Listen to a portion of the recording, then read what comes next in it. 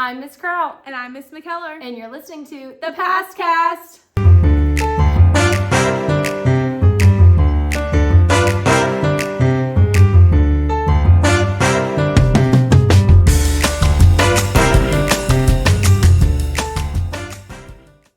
Welcome back to the Pastcast. We're so excited to have you here today. What are we talking about? Today we're talking about the Antebellum Era. Yes, I love it. So what is the Antebellum Era? The Antebellum Era refers to the period or the time before the war. In this case, we're talking about the Civil War. Yes. So an antebellum period could be any time before any war, but if you see antebellum with a capital A, like the antebellum period, we're talking about the time period before the American Civil War. So we're going to talk all about it and just kind of get us halfway through the Antebellum Era. And then our next episode is going to take us all the way up to the Civil War. Let's get started. Sounds good. So the first thing we're going to talk about is we're going to have a period after we establish the Constitution. We're kind of getting used to our government, right? We kind of talked about that last time with the Marshall Court. And then we're going to enter into a time period known as the Era of Good Feelings. This is like the Eras tour, this unit is, because we have all the eras, the Antebellum Era, Era of Good Feelings, Jacksonian Era. For all the Swifties out there. Yes, and you know I am a Swiftie. So the Era of Good Feelings is this period of nationalism that's going to happen. So what kind of leads into that? What happened where then we started wanting to expand and grow our country because we were super proud of it? American colonists originally settled along the coast, and they realized they wanted a little bit more room, and they wanted to move westward. Mm-hmm. So our president, Thomas Jefferson, actually made a deal with France, and he bought the Louisiana Territory. Exactly. And so we're going to buy this giant piece of land. For a really good deal. Yes, it was super cheap. We're going to buy it from Napoleon, who was the leader at the time. And so then we're going to want to move westward. And so we're going to have this time period of good feelings where we're feeling very nationalistic. We have great pride in our country. The country is growing. It's growing. And then also during this time period, we're going to go through what's known as the first industrial revolution. So let's talk a little bit about that because it's going to change things in different ways for the North and the South. So what was the Industrial Revolution? The Industrial Revolution was a time period where Americans used machines to create products.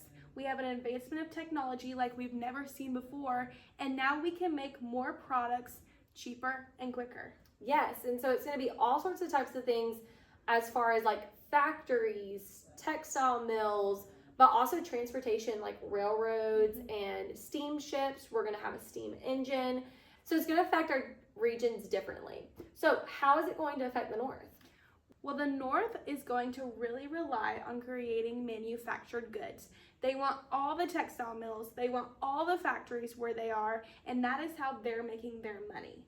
Exactly. And so a big part of their economy is making these things and then selling these things to different places. And in order to sell them, you have to be able to ship them. And so they're really going to have to make massive expansions on how they transport goods and people. And so they're going to have to expand the railroads. They're going to have to make canals. They're going to have steamships, all sorts of things to be able to move these items. This creates a lot of jobs. Yes. And so a lot of lower class individuals are going to have access to a lot of jobs here in the United States in the North, because you don't have to have a lot of education to work these jobs. They're very simple. And so a lot of lower class individuals will take these jobs. However, we're going to learn in another unit about the working conditions. But to give you a little preview, it wasn't good. Very low pay, very dangerous, working very long hours. It was hard work. So we know how the North made their money through manufacturing goods. How did the South make money? Yes, so what's going to happen is the Industrial Revolution is going to bring forth new technology for agriculture. And one of the most important new inventions is going to be called the cotton gin. Eli Whitney is going to take a couple of old versions of the cotton gin and he's going to invent a new one and then patent it. And this is going to become really popular because cotton was really hard to clean. So the process of cleaning cotton, you have to remove the seeds from the cotton. And so before, you had to pick the individual seeds out by hand. So an enslaved person could produce about 1 pound of cotton per day. After the invention of the cotton gin, an enslaved person could clean up to 300 to 1,000 pounds of cotton per day.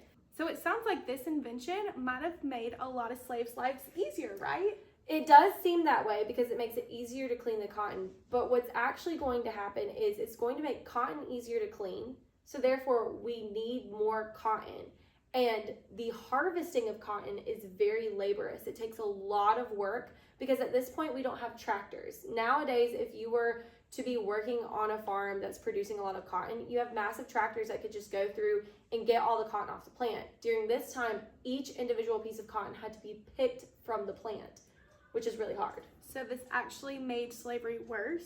It is. It's going to make it a lot worse because we're going to need more slaves working longer hours, working harder to actually get the cotton off the plant to then be taken to where the cotton gin is so it can be cleaned and then shipped off to be turned into whatever product it's going to be turned into. So, Ms. Kraut, why did the southern states rely on slavery and slave labor and agriculture to make their money? So they had always really relied on agriculture. It was a part of the climate. So the climate was really good for farming. We had long growing seasons, mild weather, good rainfall, lots of rivers, especially here in South Carolina. And so the climate made it good for agriculture. And so we had become dependent on it during colonization. And now this is really just a shift from being reliant on other crops to now pretty much every southern state is going to be reliant upon cotton. So the southern states had good soil and good climate to grow crops. What about the northern states? So the northern states are more rocky. They have shorter growing seasons, colder weather, and so they're not ever really going to be reliant upon agriculture. During the beginning of colonization and settlement of the 13 colonies, the northern regions are going to have some small farms. These were called subsistence farms, where you were just growing what your family needed to eat. You're not really growing things to sell it. Whereas in the South, because of the massive amounts of land that we have in the long growing season, the good soil, and the climate, we're going to become dependent on commercial farming. That's where you're growing a lot of crops with the intent of selling it for money. So with the invention of the cotton gin, what's going to happen is we're going to need more slaves to pick more cotton so that way then we can push out as much cotton as possible. Because up in the north, we had industrialized and we had a lot of factories, specifically textile mills. So they wanted a lot of cotton to come in so they could make things like fabrics, clothing, rugs, whatever it might be. But you need a lot of cotton to do that. So the South then has a high demand for cotton, so they want to supply that cotton so they can make as much money as possible. Well, it sounds like this is really a great system. It sounds like the South provides some raw materials like cotton, and it sounds like the northern states use those raw materials and turn them with machines into manufactured goods. So what's the problem?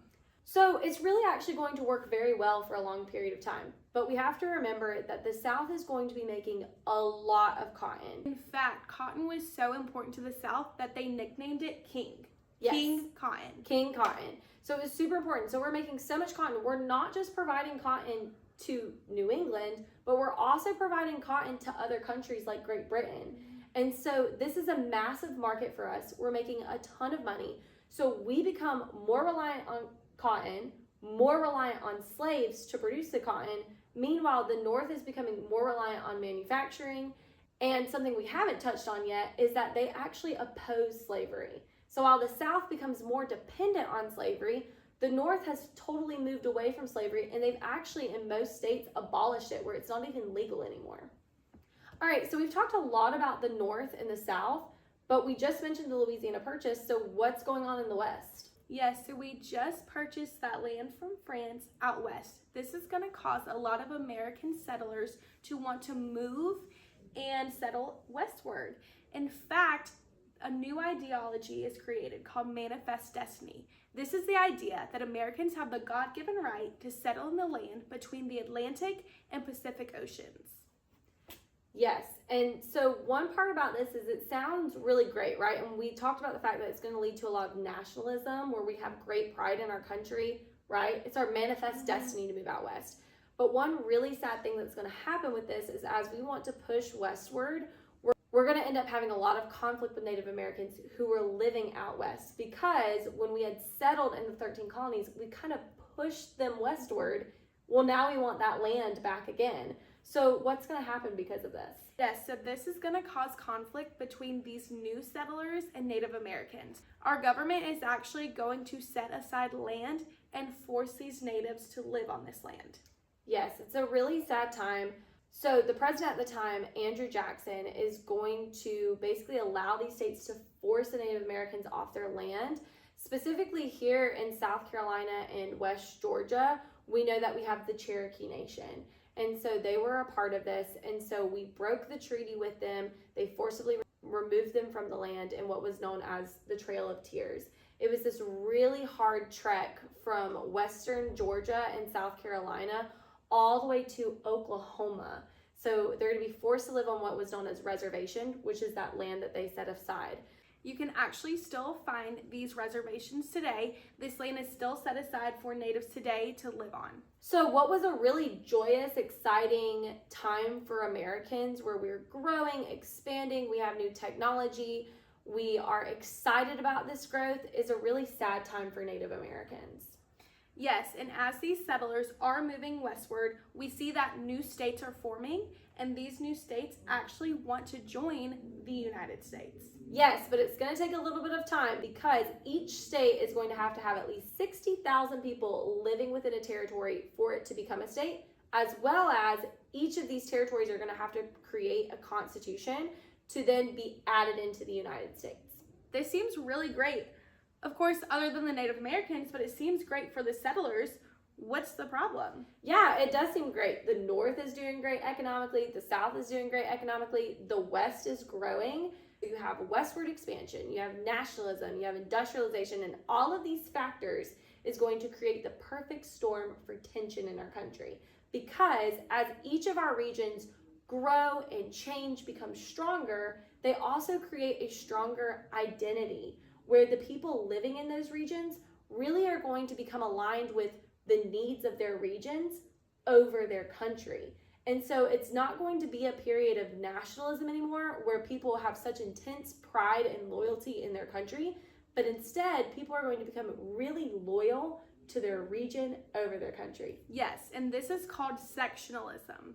So this period of sectionalism, one of the first key conflicts that we're going to see that's going to really start dividing our regions apart is known as the nullification crisis. And South Carolina plays a huge part in this. So what happened?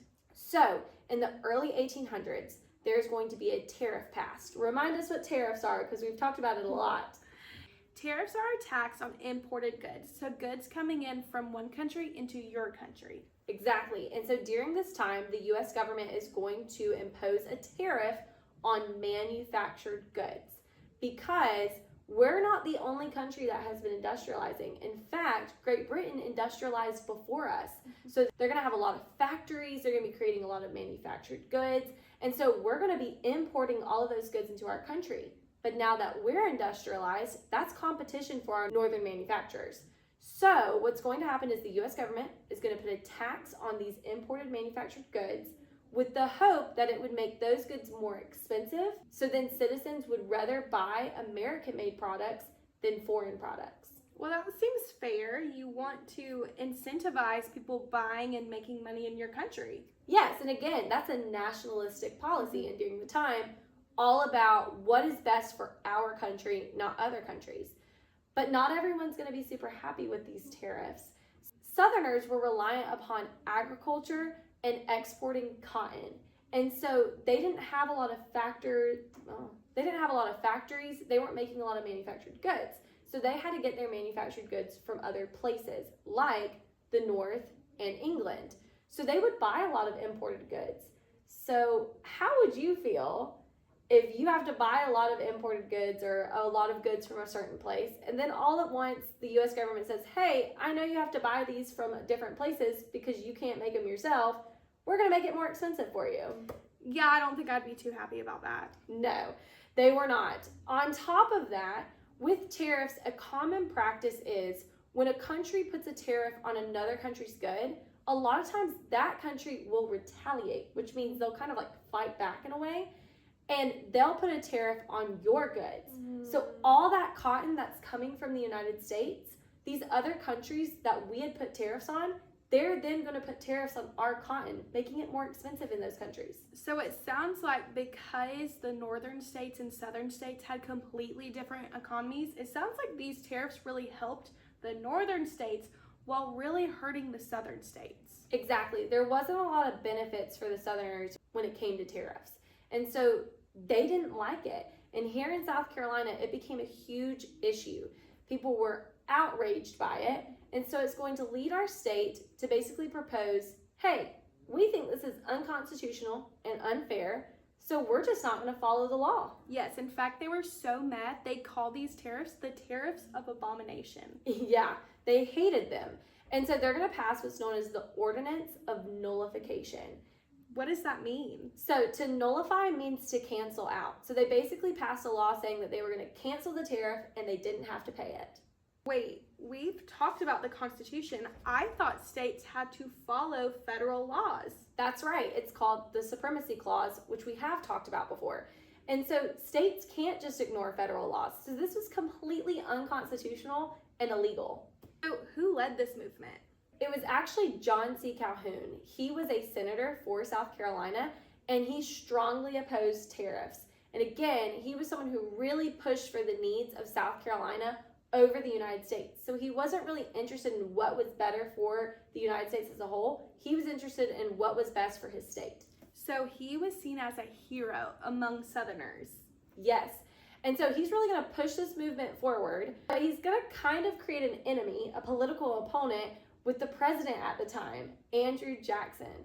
So Andrew Jackson strongly opposed nullification and said this is completely unconstitutional, which isn't really unfair considering he's the president. So his job is to enforce national laws, and we weren't following the national laws. So it seems like we have a battle for states' rights versus the rights of the federal government. Again, who has more say? Exactly. And so that's going to be the big question. But Jackson kind of takes this personally, and he's really upset about it. So he goes to Congress and says, hey, I need you to pass the force bill so I can use the military to force South Carolina to pay the tariff. And that would only make things worse. Imagine you as a state, you don't want to follow a law that actually hurts you, and then the president sends the military over to make sure that those laws are being enforced. Exactly. And you think maybe by this point, getting the military involved, maybe South Carolina would be like, okay, we can ease off, it's okay. But no, they doubled down. They say, absolutely not, this is crazy, you're acting like a tyrant, and we don't like that. So we have the right to rebel against the government. If you force us to pay these tariffs, we are going to leave the United States. That is crazy. It is. So to leave the United States, that's called secession. So they were basically threatening to cede the Union. And if you know anything about history, that's going to happen again. But this is the first time that it happened during the nullification crisis. And so then we need someone to come in and to bridge the divide, because Andrew Jackson is heated. He's ready to use the military. South Carolina is ready to leave the United States. So what happens? We're going to need a hero, someone to come in and fix this, and we're going to get that. His name was Henry Clay. He was known as the Great Compromiser. He was a senator from Kentucky, and while he strongly was for tariffs and had created a whole plan of tariffs and improving infrastructure, he understood as a Southerner that, hey, we probably need to hear these people out because it's not really helping them. And so he's going to come in and bridge this divide and create what was known as the compromise tariff. So what was this compromise? So the compromise was that over a period of time, the tariff would slowly lower and it would lessen the harm on the southern states. So over time, as long as they paid the tariff, it would lower, so they were paying less taxes on these imported goods. So did this actually solve this conflict? Well, it kind of put a Band-Aid on it. So South Carolina is going to say, all right, you threw us a bone, you're lowering the tariff, we'll pay the tax, and we won't leave the United States. They pull the military out of South Carolina, and things kind of go back to an uneasy okay. We're not super happy with each other, North versus South, but we're also not necessarily full on fighting and threatening to leave the United States. All right, so that was intense. So I want to know, are things going to get better or are things going to get worse? Well, we know that Antebellum Era means before the war. So I think we kind of know it's probably going to get worse. But you're going to have to wait until next week to find out the rest of the story. Oh yeah, next week things are going to get really intense. Very spicy, if you will, because we're going to walk ourselves all the way up to the Civil War and talk about all of the tension that's going to increase. Thanks for watching. Be sure to like, subscribe, and push that notification bell so you know when we drop a video. Exactly, and always remember we're here on YouTube as well as on Spotify. Thanks for listening. Bye!